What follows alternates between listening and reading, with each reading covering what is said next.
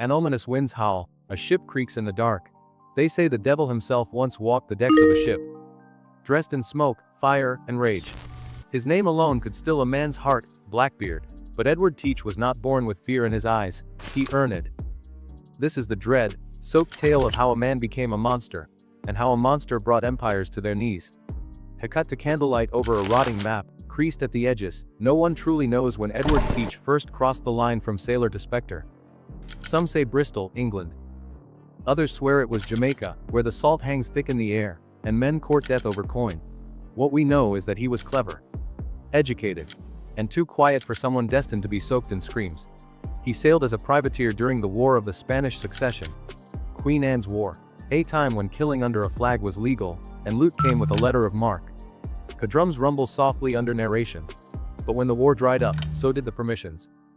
And men like Teach, they'd tasted blood and gold. They didn't go back to farming. By 1716, the West Indies were ripe, fractured colonies, fat with Spanish silver and sugar, and lawless. Terrifying, unforgiving. It was here, in these blood-warm waters, that Edward Teach seized his future. Under the command of Captain Benjamin Hornigold, a pirate with rules, codes, and limits, Teach learned the black trade with precision. But even then, there was something brewing inside him.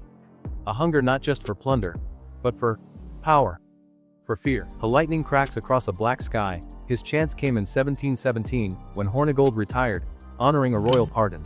But Teach wanted no such mercy. He'd set his sights on a ship unlike any other, a 200-ton French slaver called Villa Concordie. Fast, proud, loaded with guns, and would become his nightmare chariot. He renamed her Queen Anne's Revenge. And with 40 cannons and hell in his sails, Blackbeard was born. What he did next became legend, and screams echo faintly, then fade. He didn't just attack ships, he's haunted them. He tied slow, burning fuses under his hat, a crown of smoke trailing around his head. His beard, thick and coiled like seaweed, was set aflame at the ends during battle, eyes raging through the curls. To those who saw him emerge from cannon smoke, he was no man. He was judgment. But beneath the fury was a mind. A strategist, playing fear like a violin. He'd often take ships, without firing a shot. Captains surrendered rather than face the beast. And still, he wanted more. Dark tides swell, distant cries of gulls. By May of 1718, he was no longer a pirate, he was a blockade. He sailed Queen Anne's Revenge to Charleston Harbor, South Carolina, and to cut the city off from sea. Dozens of ships trapped, merchants trembling. And what did he demand? Not treasure, not weapons. Not medicine. For his men. Or maybe for himself, a fever perhaps, or something darker twisting through him. Whatever the truth, they complied. Blackbeard let them live. That time. But why let Charleston go? Why vanish after seizing control of an entire colony's port? Because he had another plan. And wind softens, unease creeps, and just weeks later, Queen Anne's Revenge ran aground. Deliberate, some say. She was too famous. Too recognizable. Teach salvaged what he could, and vanished into the murk of North Carolina, where politics tangled with shadows. He struck a deal with Governor Charles Eden, a man who looked the other way in exchange for something. Bribes? Secrets? Or worse. Edward Teach, now a pardoned man, lived openly in Bath, NC, drinking with officials, marrying a young local girl. A pirate turned gentleman. Or the calm before something even darker. If you're still sailing with us through this dark tale, raise your flag. And hit that subscribe button. Join the crew of Dead Men Tales, where legends never truly die. Harsh silence lingers, then, distant marching boots over wooden docks, but peace doesn't suit devils. Soon enough, Blackbeard was back at sea, under the law's nose, commandeering sloops, smuggling, spilling blood in coves too small to name on maps. Those who followed him say he had over 100 men at his back, and none dared cross him. Not for gold, not for women, not even for their lives. But every reign ends, and the governors of the colonies had grown tired of playing blind. There was one man who would end it. One man who would risk everything to drag Teach to hell. Lieutenant Robert Maynard, of His Majesty's Royal Navy. He set sail with orders, find him, kill him. But what truly ended Blackbeard's reign wasn't musket nor sword. It was pride. The monster made one fatal mistake, a cold morning tide. Waves hush against a Carolina shore, November 1718. The chill settled into the bones like an omen, as Lieutenant Robert Maynard patrolled the inlets of Ocracoke Island, a slither of land off North Carolina's coast. He was hunting a ghost, a legend, a man men feared more than death. Edward Teach, Blackbeard, was anchored nearby. His ship, a adventure, sat quiet, but not idle. He was waiting. Perhaps he knew they were coming. Perhaps he wanted them to. Maynard's orders were clear. No negotiation. No surrender. Bring back the head. Her low drumbeat begins building footsteps crunch. He approached at dawn, 2 sloops under his command. Sisajane and Zranger. Light fast outgunned. Blackbeard had fewer men, but more experience. And everyone knew cornering a beast doesn't make him weak.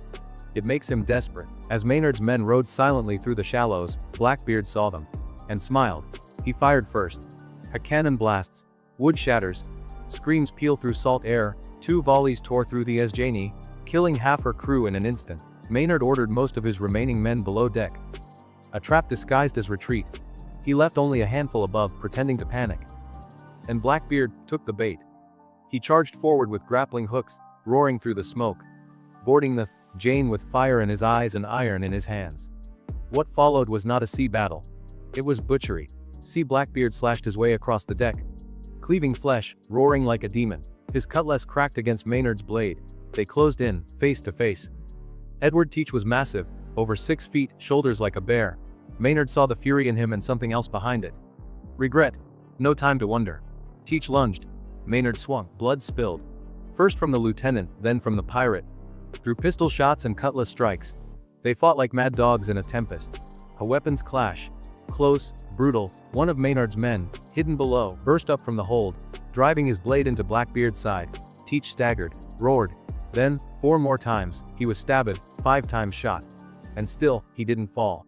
Until he did, slowly, violently. Like a mast cracking in a storm.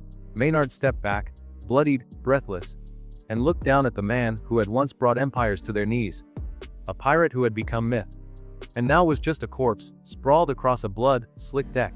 All goes quiet, except gulls circling overhead. But the tale wasn't over. They cut off Blackbeard's head, tied it to the bowsprit of the Ranger. As proof, as warning, as spectacle.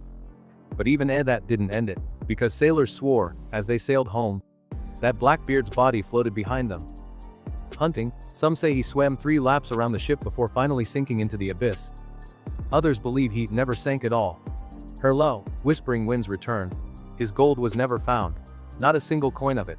No man like him would take his secrets to the grave, they said. And so, treasure hunters still scour the reefs near Ocracoke, searching for the Queen Anne's revenge. For gold, or for his ghost. And sometimes, just before dawn, they say you can hear a rope creak and footsteps on wet wood. A shape in the mist, smoke curling from a hat, eyes burning through the fog. Blackbeard. Still watching. Still waiting. Still a king beneath the tide. Final fade. Waves crash once, then silence. A return to the beginning, where we said the devil once walked a deck. Now you know his name. And now, he knows yours. High lantern flickers out. They heat endi.